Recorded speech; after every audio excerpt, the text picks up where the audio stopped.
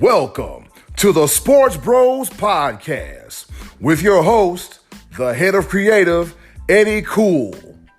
Also, the almighty B-Live and the money man, Scottie D.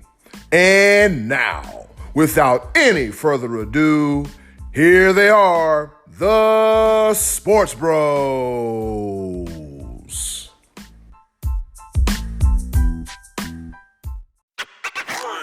And speaking of Scott's favorite team, let's talk about these here Los Angeles Lakers. Right now, they're 7 games back from the 8th seed, and they have been 3-10 since LeBron's return. What's up with that? Stick a fork in them. They done. Done? Yeah. So, B-Live did a What Happened Wednesday, I believe, talking about Lonzo Ball, right? Isn't that what you were kind of alluding to, B? Oh, absolutely. You know, the big thing with this Lakers thing this year, they were actually kind of on a roll when LeBron got hurt. You know, on Christmas Day, they were, I believe, in the 4th or 5th spot in the West, and they were beating the Golden State Warriors, and life was about to be good, and then LeBron's injury. And I think Rondo got hurt on the same day, if I'm not mistaken. And that kind of took a little wind out of their sails. And then Magic Johnson decided he was going to go superstar shopping, and the whole world knew about it, the whole Anthony Davis thing. Oof. And, yeah, that wasn't good for the psyche of a young team. I mean, Brandon Ingram and Kuzma and Hart, these guys are here on a daily basis. They're going to get traded, which makes them feel like probably LeBron might have a little something to do with that. You know, they're trying to form a team around LeBron. And I just don't think that they ever were able to recover from that. And losing Lonzo definitely was you know, that was definitely detrimental.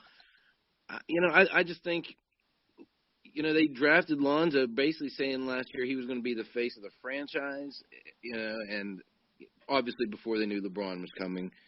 And they stunted the kid's development by putting him on the bench and letting Rondo play, letting Lance Stevenson play. I just think this whole Laker thing was handled bad. They kind of didn't know what they wanted to do, develop the young stars or try to build around LeBron, and they got caught in the middle of it, and now it's just a mess. It's going to hell. Let's just be honest. Hot mess deluxe. Yeah. I'm gonna call it for what I see it. It is an absolute dumpster fire.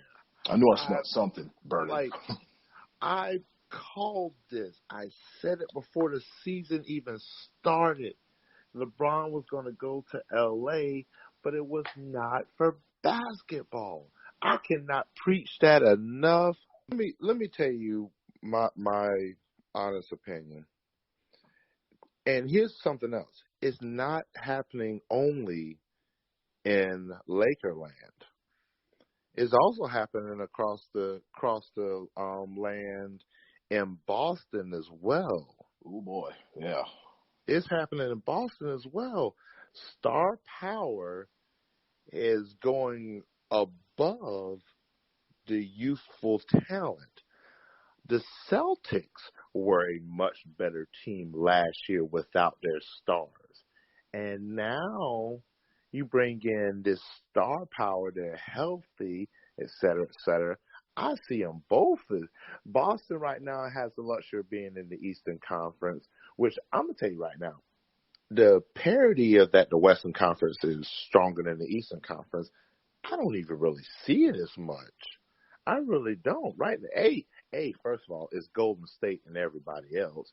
Houston is actually turning up a little bit, but right now, do not sleep on Milwaukee and Toronto, by the way. I think Milwaukee has the tools to do it all. I think Toronto has the tools to beat Golden State. Don't get it twisted. No, it's twisted. They're not beating Golden State. Come on. Nobody's beating Golden State, but you're right. Nope. The East is very, very compelling right now. I agree with you on that. But this is the reason why I say this, and I'm talking about the Lakers, is the fact that I think the Lakers have the talent Yeah, of course they're done now because Lonzo's out for the season, Brandon Ingram's out for the season, and they're already talking about shelving LeBron James because there's really no point at this point. They're 11th in the West, and they really are syncing up the place. And you're absolutely right about the what's it called, the atmosphere in the locker room when they try to do all this trading the entire everything and the kitchen sink to get Anthony Davis. That does not set a good precedent. These young guys were balling last year. I mean, they weren't that good, but they had promise. I was actually trying to look up something because a good comparison of what the Lakers should have been doing as opposed to appealing to Hollywood LeBron James was that youth, that talent. I'm going to tell you a team that's really going to be doing something in the very near future that nobody's really talking about right now is the Sacramento Kings. Yep, they are bubbling. They are bubbling under the radar, on the low. You're right. Mm-hmm. As I was saying, they're ninth in the conference, better than the Lakers, better than the Pelicans with Anthony Davis, with nothing but youth. That's right, but that's why they're heading in the right direction because they're letting their young guys develop. I mean, if you look at the Lakers at the end of last year, they were starting to have a little bit of team chemistry. Right. And what happened? They decided, well, we're going to let Julius Randle walk. He was their leading scorer. They're going to let him walk and hope to get some money to get LeBron in there. And then they sign all these one-year veteran guys, JaVale McGee and Lance Stevenson, Michael Beasley. I mean, if you look at the history of the Golden State Warriors, those guys played together young. They were built through the draft. Very Curry true. And Clay and Draymond, they came up. I mean, they added Durant to a team that had already been in the finals 2 years in a row.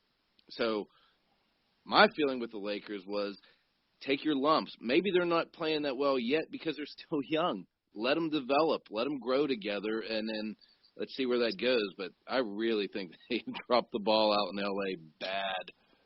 Yeah, and just like they say, like a puppy with big paws, he'll just got to give him some time to go into those paws. And just as both you guys have opined, looking at the East, as you said, B-Live, don't sleep on the Bucks and don't sleep on the Raptors.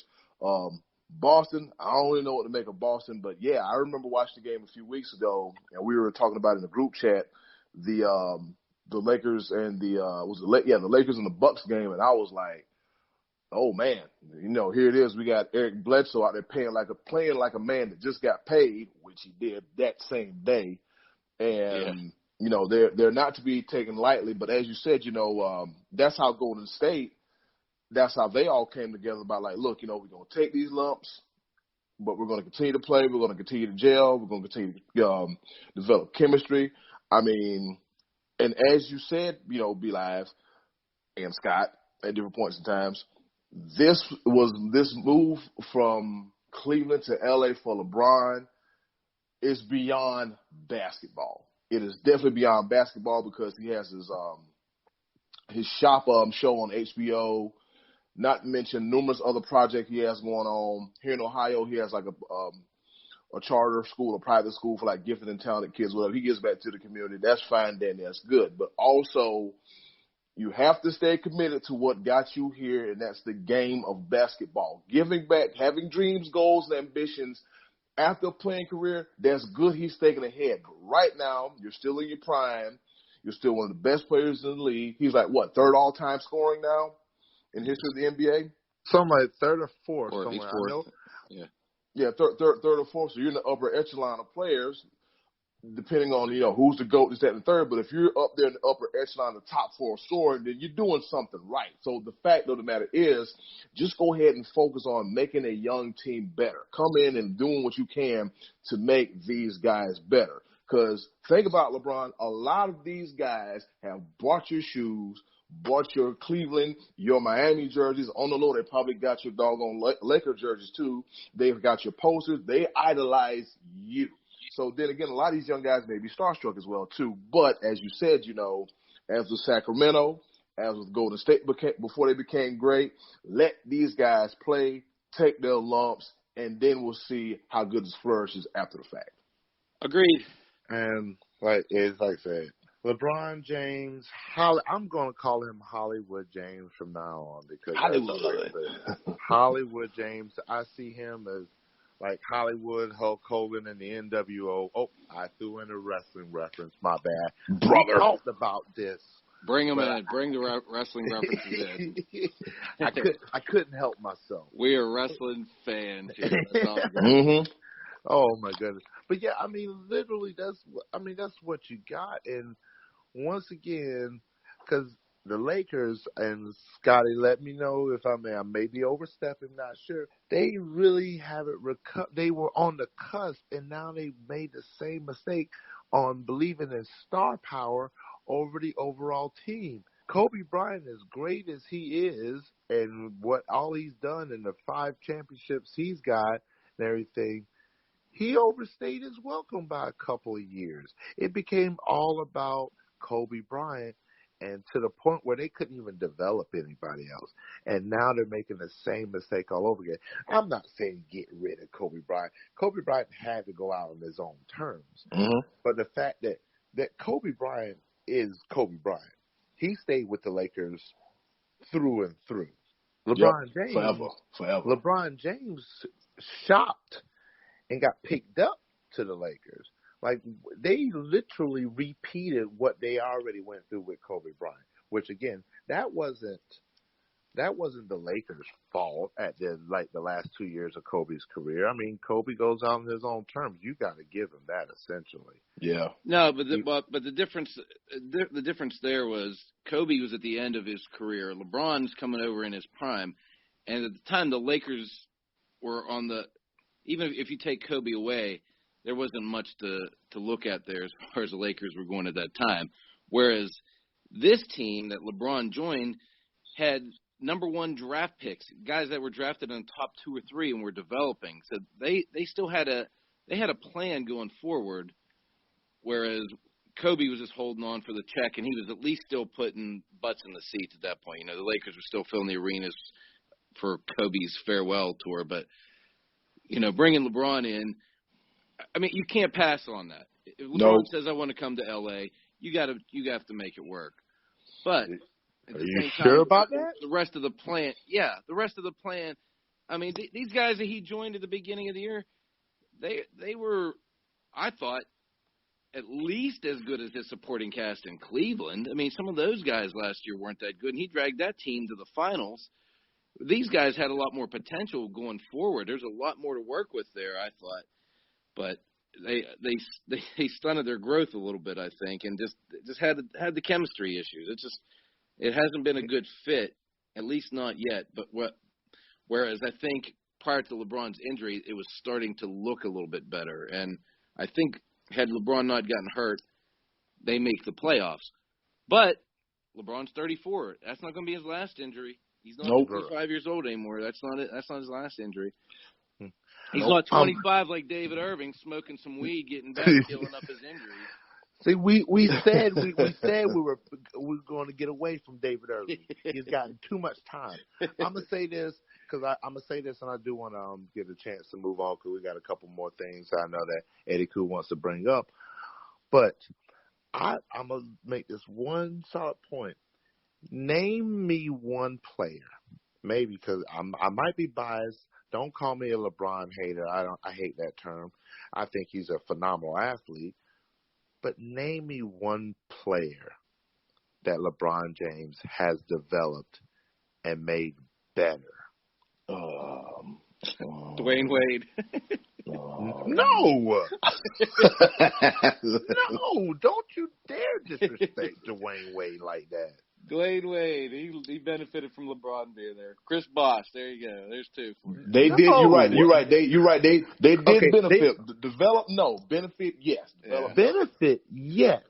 But Dwayne Wade already had a championship before LeBron. I know. I get what you're saying. I do. But yeah, that's what I'm being honest. Like, players have taken a decline to join LeBron James. Granted, has gotten them a ring or two. Kevin Love has gotten one ring right now. Yeah. Yep. I don't think he would have ever gotten a ring if at Minnesota. I'm just saying. No. But as far as trusting LeBron James to develop new talent, I've never seen him do that. Yeah, some players are good at developing talent, and then some players are just like, no. Just like they try to, the classic case of, they would make a good coach. They would make a good coach because they were a good player. Not so much. That really doesn't work out. That does not work out. But we're going to put a cap on LeBron and move on. It's sad to see the Lakers decline like this. While you guys were talking, I was thinking about the time where the Lakers went out and got Gary Payton and Karl Malone. Yeah, and I'm thinking, I'm like, why does that feel like this all over again? You know what I mean? But hey, maybe they know something in La La Land that we don't. All right, moving on to the next topic. We've had some listeners hit up the Sports Bros Facebook page, and you can hit us up at the Sports Bros on the Facebook like page. You can even leave us a message in the inbox. Yes, going down in the DMs. The DMs, ain't that what the kids say nowadays? So the first topic I want to read is from Jonathan Edwards, and he said it's a small rant in hopes of a discussion, and we will discuss this. And he says, growing up, Reggie Miller hit threes. Did he ever? Allen Iverson would will his team to victories. Warwick Dunn ran his butt off. Brett Favre threw the ball 100 miles an hour. All of the things I mentioned were actions by the athletes. That's what we talked about. Now, a lot of the discussion is contracts, trading, free agency, etc. I could not care less about any of that. Where did sports transform into teams becoming the GM of a team? Will LeBron recruit enough stars to make LA great? Who cares? Admire his 31-point triple-double. Admire Russell Westbrook's 51-point win. Watch Tyreek Hill outrun defenders with speed I've never seen before. Less off-season, more in-season. Thoughts? Be live. The floor is yours for the moment. Gotcha. And one thing I commented to that on the page was we all grew up. We got older. We start analyzing things a lot differently. Like one of those things, we never had the access that we do now 20 some years ago. And so to see all the sports from the different angles, know all the inner workings, I can tell you right now, how many of us know what Michael Jordan's rookie contract was, or his first contract before he retired from the Bulls? Does anybody know that off the top of their head? That would be no, sir. So, I mean, it's one of those things where not at the point of time growing up, I'm going to say Michael Jordan, he retired the first time in 1993-94. Was that, I think it was the 94 season. 93-94 season was his last before he retired the first time.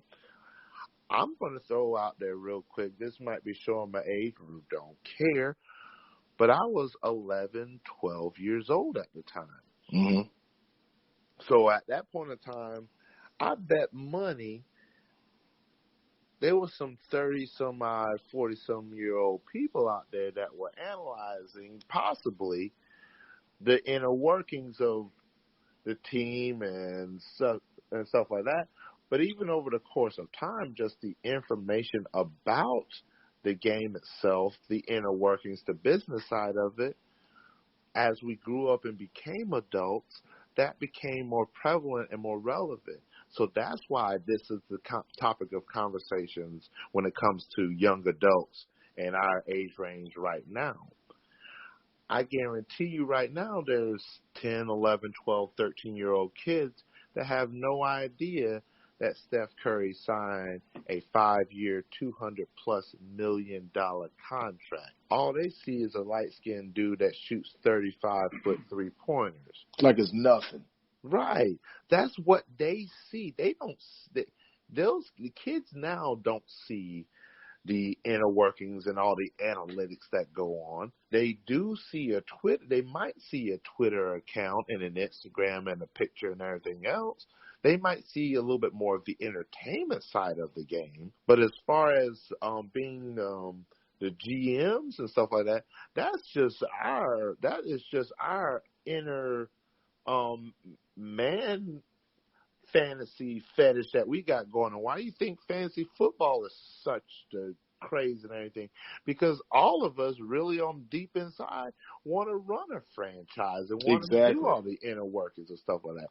So I get the point 100%. We want action. We want sports. Trust me.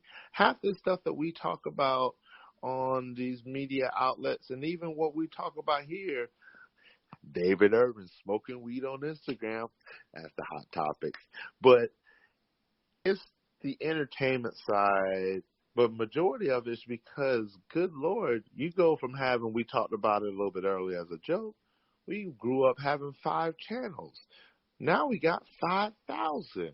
And we can't watch them all at the same time. Right. You know?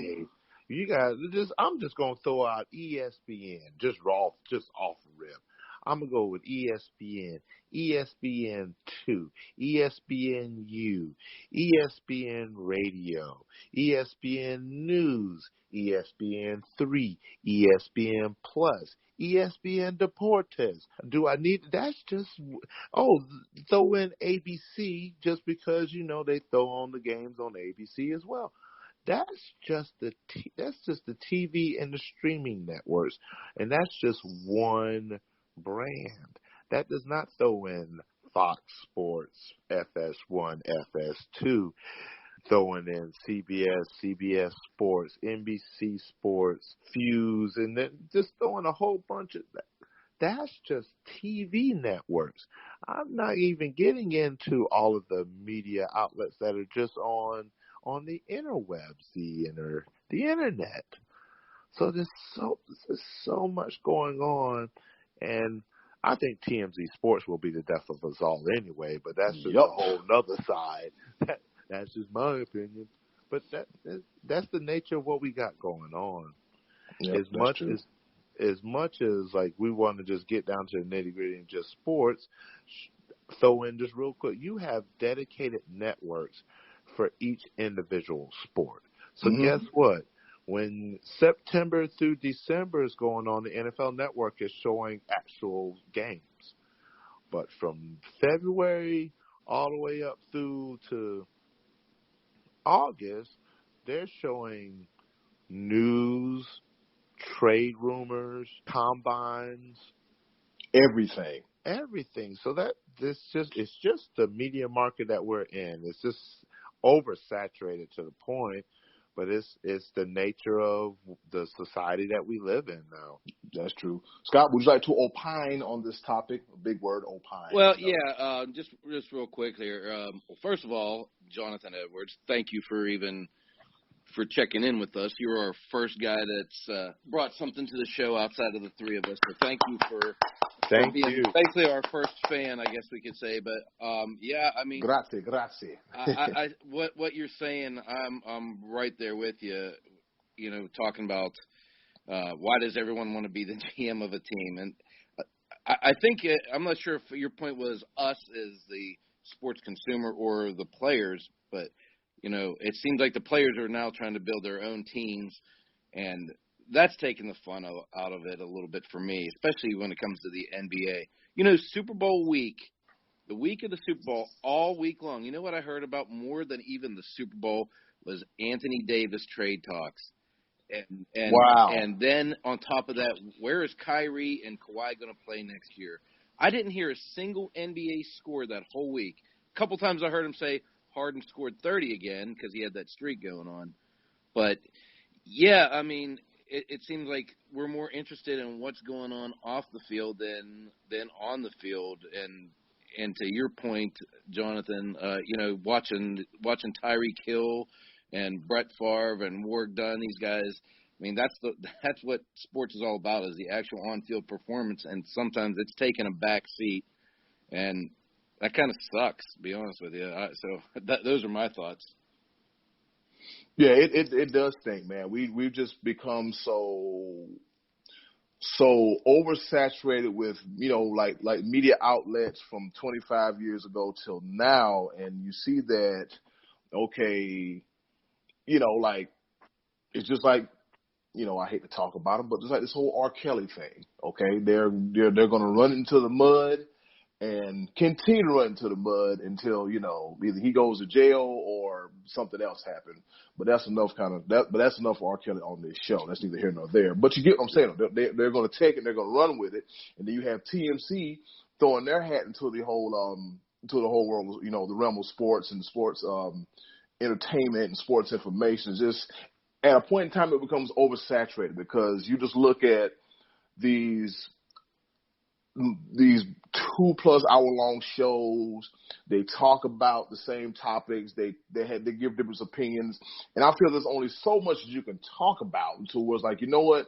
I'm just gonna put the TV on mute, and if there's a topic that I'm interested in, I'll unmute it and I'll actually listen to it and actually have thoughts about everything. But it's just to answer your question, Jonathan Edwards, as they said, at one point in time, we've all have been armchair quarterback. We all have been the coach. We all have been, couch potato GMs and want to own our own teams of fantasy football and things of that nature. And that makes us we have an interest of the inner workings of how it works. Just like the wrestling business. You see one thing on TV, but there's a whole lot of stuff going on behind the scenes to make the product work.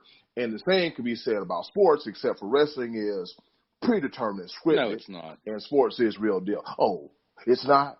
Oh, I didn't realize that. I didn't realize that. Oh, man. Spoiler. You spoiled it for me.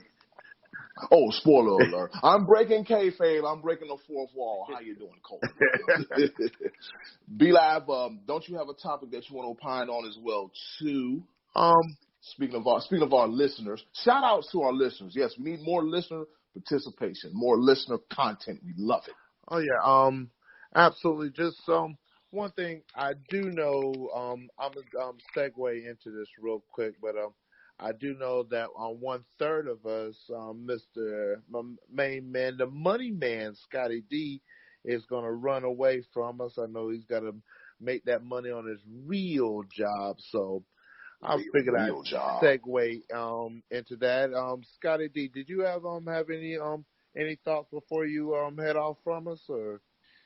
Well, it's been a pleasure chatting with you guys for our first podcast, and again, thanks to the guys out there who are listening to us. And like we were talking, the three of us were communicating electronically a few weeks ago, watching an NBA game, and that was when I think you guys discovered my disdain for Doris Burke. Oh, she is torture to my ears. I can't stand listening to an NBA game with her on. I have to volume off whenever she is doing a game. And that just led me thinking to our listeners, who is it in sports that you just really can't stand? Is it, you just give us a little bit of feedback, and we'll kick that around a little bit on our next podcast. That talk about who really gets us, gets under our skin as far as it could be a player, a coach, it could be Doris Burke, anybody you want to throw out there at us, and we'll just kind of kick that around next week. So I'm looking forward to seeing our listener input on that. Tell us how you really feel about Auntie Doris, Scott. I'm just saying, what has she done to you? She has a job, and we're doing this for free. Right. That's what gets under my skin. Somebody sign us up. Hot take. Please, sign us up. Hey, we would do this for a living if we got paid to do it. Help us out. Sponsors, advertisers. We run a clean show, very little cussing, semi-professional but not professional, amateurs portraying experts. Help us, please. Oh man, but yeah, this like I said, this is awesome. I figured I'd let my man Scottie D run away from us because he's got to go to his real job. Like I said, we need to get paid. Just like I said on the previous episode, the money man's not here with us because, well, he's making money. Right. But I figured, I'm trying to think, as far as a commentator, just as personality is concerned, I don't know, like, Skip Bayless is that guy for me. Hey, no, you know what? Let me take that back. Skip is all right. You know who this gets? Is it Whitlock? Jason Whitlock? Oh my! That's I. Yeah. I'm gonna go ahead and say it. I'm gonna go ahead and say it because this had to have been the most ignorant thing I've ever heard in my life. And this actually segues right back into your beloved Dallas Cowboys. They just, I'll research and we'll probably go back to it. I might do a little segment afterwards.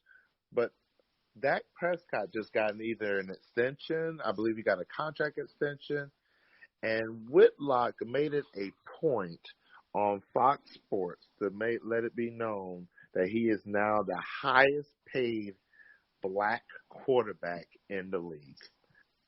Jason Whitlock, for the love of God, we trying to get past this whole. And the whole part of his segment was the fact of I can't remember off the top of my head. It made me so angry. Was the simple fact of when will the mantra of the black quarterback or like the black athlete we're looking for equality, and then you happen to mention and make a big point of the fact that Dak Prescott is the highest paid black quarterback. Who gives a crap? Exactly. I agree. I agree, B-Live. It's just the fact, think about it. You look at Dak Prescott's story of how he got from Mississippi State. Don't forget, at one point in time, was it 2 years ago, 3 years ago, the Mississippi State Bulldogs were the number one team in the country with Dak Prescott at center. So the ability and the talent is there. Oh, without question. And for him to be placed in a situation with the Dallas Cowboys, and I'm pretty sure the next time, the money man Scottie D comes back, he can opine on this too. With him being placed in this situation at Dallas quarterback, because think about it, Dallas Cowboys quarterback, because think about it, they needed a change because Tony Romo just wasn't getting it done anymore. Anymore? When did he ever get it done? You know what? My bad. Hot take. Yeah, but you know what I'm saying, as far as having keeping them into games, and whenever he was not serving apple turnovers like he did against Carolina on Thanksgiving Day, the greatest Thanksgiving Day game ever. That was beautiful. We have to be fair, be like we can't be right, but the fact of the matter is, just like you said, Jason Whitlock, why does that label of color matter to you so much? For him, he's just he's a journalist. I get it. And sometimes journalists make the unpopular statements and ask the tough questions. I get it, but Jason, we're trying to move past that. Equality. He is a quarterback. Sure, he's no Breeze, no Rodgers, no Brady. Hell, he's not even no Matt Ryan. But the fact of the matter is, this young man has a job to throw the football and to manage the team to win, by either his throwing ability, his mind, or his feet. Okay, so for you to be like, well, he's the highest paid black quarterback, dude. Now you've created a firestorm, and you're probably gonna get heat on Twitter because, whether you know it or not, Jason Whitlock has a reputation already for some of his unsavory comments. Right. I understand as a journalist, you have a job to do, but let's be mindful, Jason Whitlock, because I am a journalism and mass communications major with a minor in communication studies, and I have to realize what buttons to press and what buttons not to press. Even if my finger thinks about going towards that button, I have to knock my own hand out the way because you know what? This is going to cause some stuff that I'm not ready to handle. You get what I'm saying? But yeah, and the thing, like I said, with him, it's just so many missteps of like I listen to a lot of sports commentary journalism. Like I religiously watch First Take with Stephen A. And I'll flip over to Undisputed with Skip and Shannon. And that's what I say. And that's what I say. Thank God for Shannon Sharp because, like I said, oh man, Skip, thank God for him. Skip, he's good. But really, Skip's career has been molded by Stephen A. and now Shannon Sharp, and both Shannon Sharp and Stephen A. Smith have been advocates for the Black community. They speak very strongly and very opinionated about those stigmas. And then you got Jason Whitlock that just misses on every time he opens his mouth about just the Black community and the Black athlete. It's just wrong. But that dude, I tell you what. For a while, I felt the way about Colin Cowherd. Oh, see, he's you know what? He's number 2 on my list now. I moved him past Skip Bayless. But that's probably because of what he said about my beloved coach, Dabo Swinney, being a fraud. I ain't liked them ever. Bring your own guts. I ain't never liked them ever since. But I agree with you on that. See, you put me down a path when you said his name. Go ahead. My bad.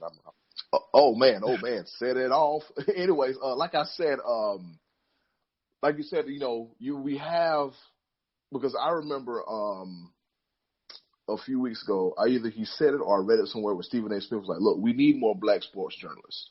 And I couldn't agree more. Absolutely. And, you have guys like Stephen A. Smith and the J.A. Adondes and the Bomani Joneses and the what's my other guy name? The more notable, the black journalists. Shannon Sharp, LZ Granderson. You have those, but like you said, Jason Whitlock really does nothing to help the culture. Instead, he just has this. I'm gonna go ahead and say it. Jason Whitlock doesn't sound like he don't forgot where the hell he came from. Right. Okay. That's what you know how we say it back on. Hey, you must forgot where you came from. He must have forgot, and I think in order to reel Jason Whitlock back in, he might need to have a reality check. Somebody, in the words of the kids, somebody might need to come pull up on him and check him. Speaking of pulling up on and checking, Steven Jackson, former NBA basketball player, and he's also a basketball analyst on the Fox show with Undisputed with Skip and Shannon, and I think Antonio Brown said something about Shannon Sharp, kind of I don't know if he called him out of character, and Steven Jackson was like, "Wait a minute, hold up, stop it! You're not going to do that because Shannon does advocate for the community, and he does, he does great things for the community. He uplifts and he doesn't break down." As opposed to Jason Whitlock, who constantly defecates day in, day out, through print, through verbally, through tweet. If you ask me, man, Jason Whitlock does me no good. He's number 1 on my list. Yeah. So but yeah, just wanted to feed into like the whole Doris Burke. We gonna get him. We're gonna get them to warm up on Doris Burke. It's probably just her voice. It possibly could be just that. But I love Auntie Doris, man. I'm like, hey, we got Auntie. Whenever she comes into the living room on TV, hey, it's Auntie Doris. We gonna spend some time talking about basketball with our sports loving aunt. You know what I'm saying? That's what she is. Right. Our sports loving aunt. And then then we got play cousin Carrie Champion and Molly Carum and Joy Taylor. You know, we just got them all talking sports and, you know, just all getting along and talking and everything. But I'm getting carried away. you got to mention Molly Carum Rose. Oh, I'm sorry. The married. Sorry, guys. She is off the market. She's off the market, and I have to include that to remind myself. Yeah, I'm sorry. We are live. We are recording right now, and I'm going sideways. All right, my bad, Jalen. My bad, dude. Just don't come looking for me, Jalen Rose. But yeah, one thing that we're also talking about. This one segue back into good friend of mine sent us a message talking about these astronomical, super giant, mega-sized baseball contracts. Manny Machado and Bryce Harper. That's a lot of money. That's what, $630 million between the two? Between the two. Manny Machado, 10 years, $300 million with the San Diego Padres. Of all teams, but go ahead. And Bryce Harper, 13 years, $330 million with the Philadelphia Phillies. I thought the years of the super mega extra large jumbo size baseball contracts were at an end when it came to like with A-Rod, I'm sorry, did that slip out? My bad. Oh man, you gotta. But one thing that I want to throw in there is that if I'm not mistaken with Bryce Harper's contract, there is not an opt-out clause in his contract. Bryce Harper. So it sounds like he's stuck like Chuck. Bryce Harper is a Philadelphia Philly for the rest of his career, unless he makes it past 13 years. Wow. So I mean, that is. But that, I mean, you know, be like, I hate to interrupt you, but I'm thinking, I'm like, wow, like that's like being stuck in like a bad marriage. And like you really can't leave, but I don't know. Yeah, I don't know. I wouldn't call it a bad marriage. I mean, I'm gonna say this as an unbiased sports fan, because I won't say I'm not an analyst per se yet. I'm talking about it. I'm getting there.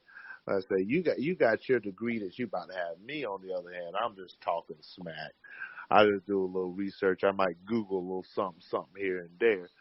But I'm gonna say this as unbiased. The Philadelphia Phillies they're not a bad organization to be a part of. They've put together some teams.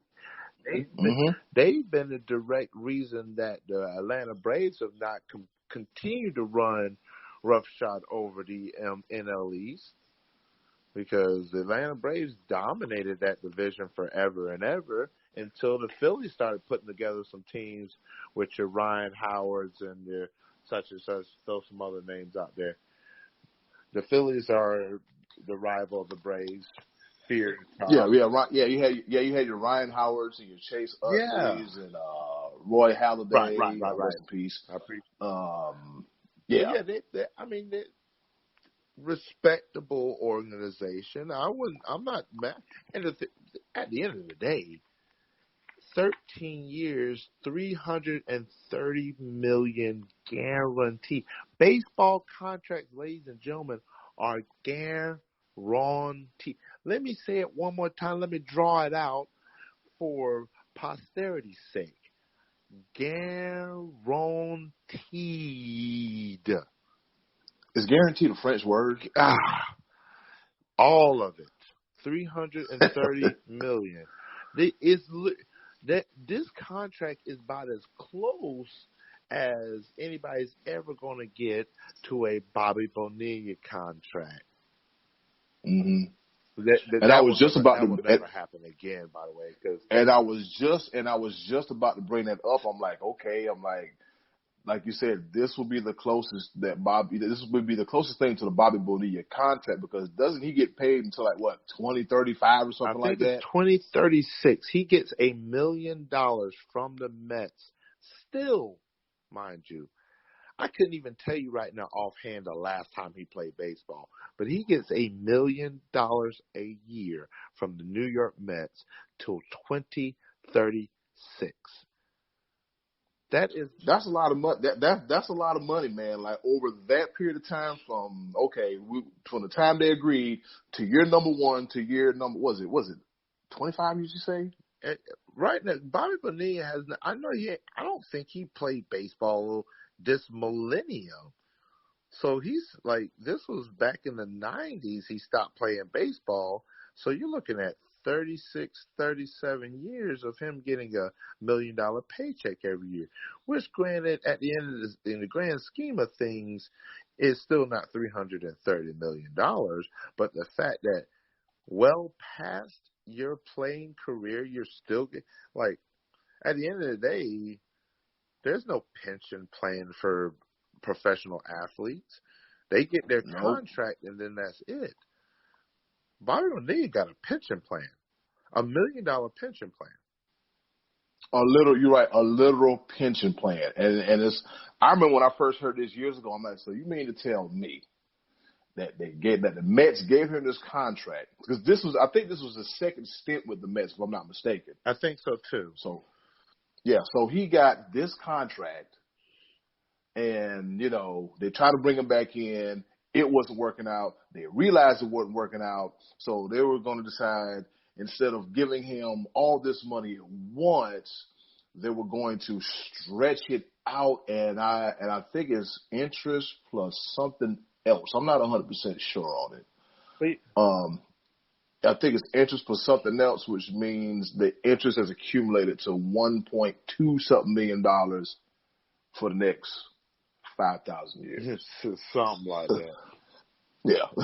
and basically, I allude to that because will Manny Machado, after year 6, 7, will Bryce Harper, after year 6, 7, 8, or whatever, will they still be productive members of their team? We would hope so, but God forbid, barring any injury, like, this is one of the things. Like, they get hurt, you just there you go. There's that payroll, and that's the thing about baseball not having a salary cap. I mean, you have that money, that ability to do so, but good Lord, 13 years. You telling me right now? Let me put this into perspective. The best way I could put it. Let me see. Right now, I am 36 years old. At 23, I think. Let me see. I might have been working at Chick-fil-A. I think I might have been working at Chick-fil-A, and I did a stint working at Office Depot, working in their what's that thing called? Their printing center in Office Depot.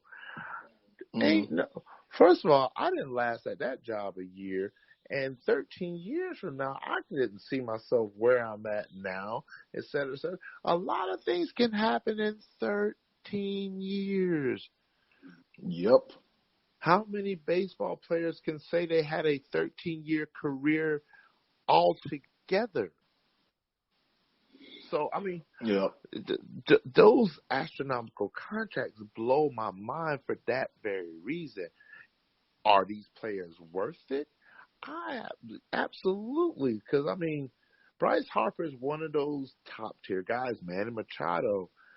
There was another guy, I cannot remember his name, just got an 8-year extension that's well up there as well, which is just one of those things, like, I get it that the players want security. Every player wants security. And these are once in a lifetime, very rare moments of these contracts. But man, yeah, I'm online. I'm looking at Bobby Bonilla right now. He played 16 years from 1986 to 2001, and he's 56 years old. Do you know what his net worth is as of 2017 last check? $27 million. Yes, a whole $27 million. To his credit, he was part of the Florida Marlins team that won the World Series back in 1997. 6-time All-Star, 3 Silver Slugger awards. He was. I will give Bobby Bo his credit. He was a hell of a player when he, during his time. But as you know, with age, your athletic skills, your physical skills, they kind of take a decline. I guess the Mets wanted to bring him back. Hey, we want to bring you back to kind of help this up and coming generation and make us better. This will give you an opportunity to leave your mark on the team. So they gave him that big contract, and it didn't work out, but he's still making a bunch of doggone money. It's one of those things like that's a lot of money. My question is, the second go round, how many years did he play for the Mets? That second go, if you're just the second go round. Let me look because see, all right. So let me see. When he got drafted, he played for the 86. Played for the Chicago White Sox. From 86 to 91, he played for the Pirates. The first one with the Mets was from 92 to 95. And then he went to the Orioles from 95 to 96. As I mentioned earlier, he helped the Marlins from 97 to 98. One season as a Dodger. Once back again. Well, actually, wait a minute. Yes. The second stint of his Mets tenure was one season in 1999. I bet you didn't know this be live. At one point in 2000, Bobby Bonilla was an Atlanta Braves. I do remember that. I just didn't know the time frame. But and the last team he played for was the St. Louis Cardinals in 2001. But here's the thing. So you tell me that one season, he played one season for the Mets, and you say it was 99? 1999. Yeah, his first run was from 92 to 95, and the second run with the Mets came during the 1999 season. I'll do a little bit more research just so I'm not just spewing out silliness. But from what it sounds like, if that contract was from the second go-round, Bobby Bonilla got paid $37 million for one season. Just my quick math. If you're paying this man $1 million a year until 2036, and he played one season on the second go round, you pay that man $37 million for one season, which is just ridiculous. Hold on, let's see. On the back end of his career, and I just at the end of the day, like while you're looking that up. It's just back into the talks of baseball contracts and just contracts in general. Like the NBA contracts I think are just ridiculous with it. These Supermax contracts that they were talking about before, $40-something million a year. Those make more sense though for 5 years. They're not signing nobody for 10, 15 years in NBA. Shoot, you take that one bad step and whatever, somebody cross you up real bad, dive, and then your whole season gone, and then that's $40 million that the team just lost because guess what? NBA contracts are guaranteed too. Yeah, you remember the time? Speaking of guaranteed contracts, I think at one point the NFL stopped doing it. The NFL. You remember the NFL does not have guaranteed contracts. Well, part of it is guaranteed, but a lot of it is not. You remember that one year Matthew Stafford signed that large contract and he had like $50 million up front guaranteed. I think it was. And I think he got hurt. I think I think it was 70. And I think Stafford was the last one to have. Yes. And then he got hurt, and then it was like, oh, well, I got $7 million. I don't know about y'all. And I was like, wow. But yeah, back to our boy Bobby Bonilla. Here's a fact: from '92 to '94, he was the highest player. He was the highest paid player in Major League Baseball, earning more than $6 million a year. Since 2009, he has been paid approximately $1.9 million by the New York Mets each year. And the installments are 25 payments that come the 1st of July. Let's see. According to this here, this was part of a deal made when the Mets released Bobby Bo before the 2000 season, while still owing him $5.9 million on the final year of his contract. Now, this deal expires in 2035, which at that point, he would have been paid. You ready for this one? Oh, boy. It says 29.8, but we going to round it up. He going to make about $30 million for a season, which he didn't even play for the doggone Mets. Are you serious? So you're telling me instead of paying the man $5.9 million, they rather pay him $30 million over the course of time? That's what mine eyes have before me. This is backwards. Call J.G. Whitworth 877 cash now. Like, it's the backwards version of that. So in other words, I got a structured settlement, but I can't wait a while. Like, what is going on? What are they doing? But so I mean, baseball, the financials behind it is one of those things where we could scratch the surface of it. I mean, the more research, the more time, the more credentials. I mean, we'll definitely get into it, and hopefully, like I said, over the course of time in this podcast, we get some more media credentials, and they let a brother in the box seats and stuff like that in the media outlets or whatnot. But you know what I'm saying? We promise to behave. We promise not to embarrass you, and we'll promise that you'll love us so much, so much that you'll be like, you know what? We got to give all 3 members of the Sports Bros press credentials. Hey, those press credentials will take you a long way. We get to go into the press box, the locker room, talk to everybody. Yeah, it serves a purpose. But we got anything else we want to talk about, B-Line? I think we've covered a lot. My big thing is I want to definitely give quick shouts out. Thank you, Jonathan, for your input and everything. Thanks to my man Tony Mello for talk about the baseball contracts. Another shout out to Moshe Sampson. He gave me a topic for the What Happened Wednesdays. Is going to come to you every Wednesday. I do appreciate that. Every bit of input that comes from our listeners is awesome, man. It's one of those things that helps us, gives us even more drive, gives us more to study and think about and talk about. And, that is incredibly awesome. We appreciate every bit of support, and this doesn't happen without you guys. And we're hoping for continued support, more topics, more stuff that we could talk trash about. And like I said, this is just scratching the surface. This is the tip of the iceberg. So, the tip. Yeah, just like you said, we're scratching the surface, tip of the iceberg. Shout out to everyone, Jonathan and everyone else that supported, that give us some content for our show. This is our baby. This is, the listeners are the lifeblood of the show, because without the listeners, we'd be in trouble.